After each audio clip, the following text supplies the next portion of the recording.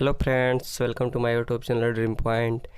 दोस्तों, अब तक हमारे चैनल को हमने सब्सक्राइब नहीं किया है तो सब्सक्राइब ज़रूर कर लें।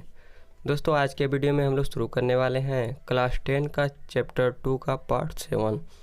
यह इस चैप्टर का मतलब अंतिम वीडियो होने वाला है। इसके बाद न्यूमेरिकल सॉल्व करेंगे। मतलब यह इस चैप्टर का अंतिम टॉपिक है।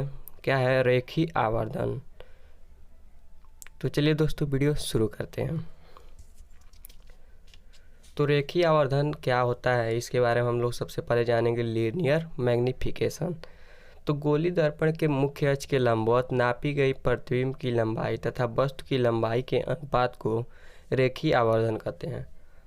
मतलब जो वस्तु की लंबाई होती है और प्रतिबिंब की लंबाई होती है, इसी का अनुपात होता है। मतलब गोली दर्पण जो होता है उसका मुख्य अक्ष होता है, तो मुख्य अक्ष के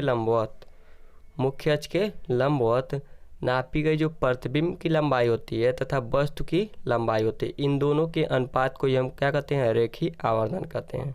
तो सिंपली हम लोग कह सकते हैं कि प्रतिबिंब की लंबाई और वस्तु की लंबाई के अनुपात को ही क्या कहते हैं? रेखीय आवर्धन कहते हैं। और रेखीय आवर्धन को स्मॉल m से प्रदर्शित किया जाता है।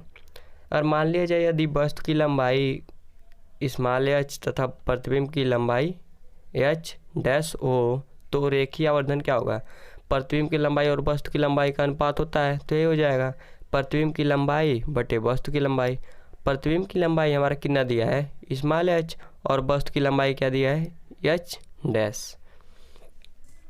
चूँकि हम लोग जान रहे हैं, चूँकि चिन्ह परिपाटी के अनुसार मुख्य अक्ष के ऊपर जो दूरी नापी जाती है वह क्या होती है? धनात्मक होती है, तथा नीचे की लंबाई क्या होती है? ऋणात्मक होती है।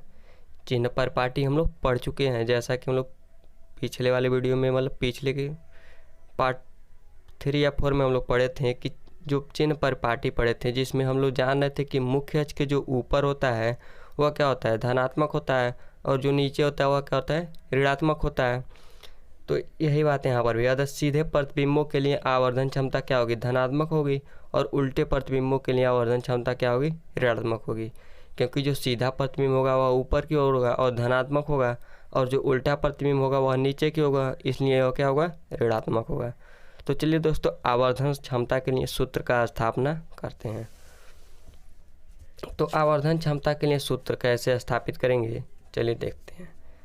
मान लिया जाएगा कि M1 M2 का एक अवतल दर्पण है, जिसका ध्रुव क्या है? P है, फोकस F है। चित्र में देख सकते हैं कि M1 M2 हमारा क्या है? एक अवतल दर्पण है। M1 M2 हमारा क्या है? अवतल दर्पण है, और इसका ध्रुव P है, फोकस F है, वक्रता केंद्र C है। तो दर्पण के मुख्य अक्ष पर एक वस्तु AB स्थित है। जो दर्पण का मुख्य अक्ष हमारा यही है, मुख्य अक्ष पर एक वस्तु AB स्थित है, जिसका उल्टा व वास्तविक प्रतिबिंब A डैश B डैश है, और इसका उल्टा प्रतिबिंब क्या बन रहा है? B डैश और A डैश बन रहा है। तो चित्र हम लोग समझ चुके होंगे, तो चलिए आगे प्रूव करते हैं। जैसा कि हम लोग जान रहे हैं कि जो अक्ष है HPB है, मतलब मुख्य अक्ष PB है, दर्पण के बिंदु P पर क्या है? अभिलंब है। जैसा कि हम लोग चित्र में देख सकते हैं, जो हमारा PB है वह क्या है? दर्पण पर क्या है? अभिलंब है। मतलब दर्पण के बिंदु P पर हमारा क्या है? यह अभिलंब है। PB क्या है? अभिलंब है। तथा कोण APB आपतन कोण, और कोण BPA डैश हमारा क्या है? परावर्तन कोण है। कैसे है? यह जो है हमारा इधर आपतित किरण है, और इधर जो है क्या? परावर्तित किरण है। तो आपतित किरण और अभिलंब के बीच का कोण क्या होता है? आपतन कोण होता है। और परावर्तित किरण और अभिलंब के बीच का कोण क्या होता है? परावर्तन कोण होता है। तो आपतन कोण हमारा क्या है? APB है, तो APB हो गया। और परावर्तन कोण क्या है? BPA dash.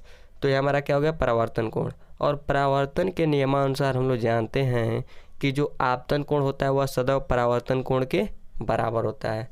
तो हम लोग यहाँ पर लिख सकते हैं कोण APB बराबर कोण BPA डैश।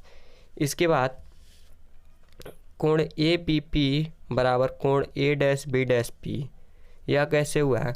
हम जानते हैं कि कोई भी वस्तु अगर रखा जाएगा तो वह हमेशा सीधा रहता है। मतलब मुख्य अक्ष के साथ अभिलंबवत रखा जाता है। तो ए बी जो होगा यह क्या है, वस्तु है, तो मुख्य अक्ष के साथ हमेशा कितना कोण बनाता है, 90 डिग्री का कोण बनाएगा। और इसी तरह जो इसका प्रतिबिंब होगा यह भी क्या होगा, मुख्य अक्ष के साथ समकोण ही बनाएगा। तो यहाँ पर भी 90 अंश का कोण बनना और यहाँ पर भी 90 अंश का कोण बनना है। तो अतः हम यार दोनों कोण आपस में क्या होंगे, बराबर होंगे। तो हम लोग लिख सकते हैं ए बी पी, कोण ए बी पी बराबर क्या हो जाएगा, कोण ए डैश बी डैश पी बराबर क्या हो जाएगा, कोण ए डैश बी डैश पी। कैसे बराबर होगा, क्योंकि दोनों क्या है, सम कोण है। तो हम लोग देख सकते हैं इस त्रिभुज में, त्रिभुज ए बी पी में और त्रिभुज ए डैश बी डैश पी में दो कोण आपस में बराबर हैं। तो जब दो कोण आपस में बराबर होते हैं तो तीसरा कोण भी आपस में ऑटोमेटिक क्या होता है, बराबर हो जाता है। तो हम लोग कह सकते हैं कि दोनों क्या है, समकोणिक त्रिभुज है, मतलब समान कोण का त्रिभुज है। और समान कोण के त्रिभुज में क्या होता है, जो उनकी लंब होते हैं एक दूसरे के समानुपाती होते हैं और जो उसका आधार होता है वो भी क्या होता है, एक दूसरे के समानुपाती होता है।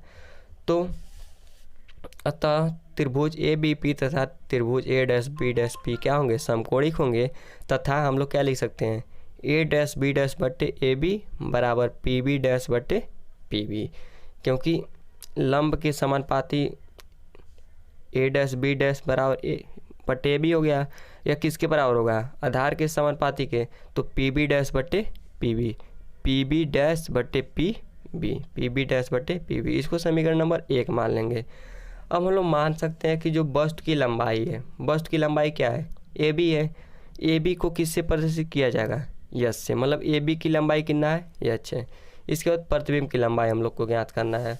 तो ए बी की लंबाई यच क्यों हो रहा है, मतलब पॉजिटिव क्यों हो रहा है, क्यों हो रहा है, क्योंकि जो ए बी है वह ऊपर की ओर है। तो जब ऊपर की ओर नापेंगे कोई भी दूरी, मतलब मुख्य अक्ष के ऊपर की ओर कोई भी दूरी हम नापते हैं तो क्या होता है, प्लस होता है। और प्रतिबिंब की लंबाई क्या है, ए डैश बी डैश है। चूँकि हम यह दूरी किधर नाप रहे हैं, मुख्य अक्ष के नीचे की ओर नाप रहे हैं, तो यह दूरी क्या होगी, ऋणात्मक हो जाएगी। अब दर्पण के ध्रुव से वस्तु की दूरी, दर्पण के ध्रुव से वस्तु की दूरी क्या है, पी बी है। और पी बी क्या हो जाएगा, यू हो जाएगा। चूँकि हम यह दूरी किधर नाप रहे हैं, बाएं साइड में नाप रहे हैं, तो मुख्य ध्रुव के बाएं साइड में कोई भी दूरी हम नापेंगे तो यह क्या हो जाएगा, निगेटिव हो जाएगा। तो यहाँ पर क्या हो जाएगा, निगेटिव चिन्ह उतार लेंगे। इसके बाद दर्पण के ध्रुव से प्रतिबिंब की दूरी, दर्पण के ध्रुव से प्रतिबिंब की दूरी क्या होगा, पी बी डैश होगा।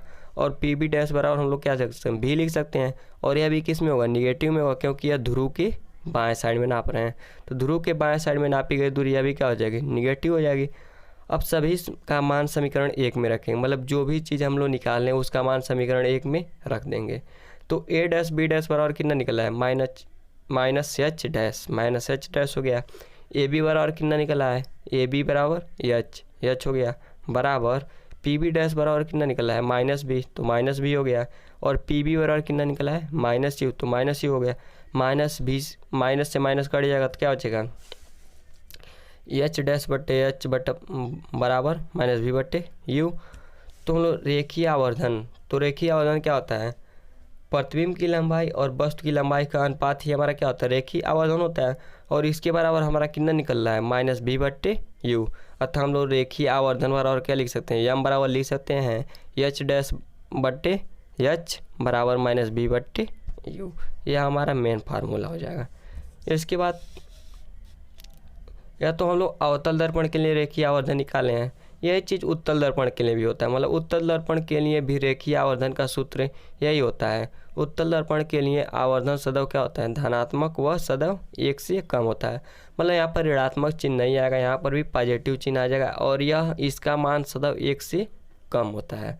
यहाँ पर 1 से अधिक हो सकता है, लेकिन इसमें इसका मान सदैव 1 से कम होता ही है। तो दोस्तों अगर इस वीडियो का आप लोग part 1, part 2, part 3, part 4, part 5 या पार्ट 6 देखना चाहते हैं तो उस वीडियो का लिंक डिस्क्रिप्शन बॉक्स में दे दिया जाएगा, आप वहां से जाकर वीडियो देख सकते हैं। तो दोस्तों अगर वीडियो अच्छा लगा हो तो लाइक ज़रूर करें और चैनल को सब्सक्राइब करना नहीं भूलें। Thanks for watching my video.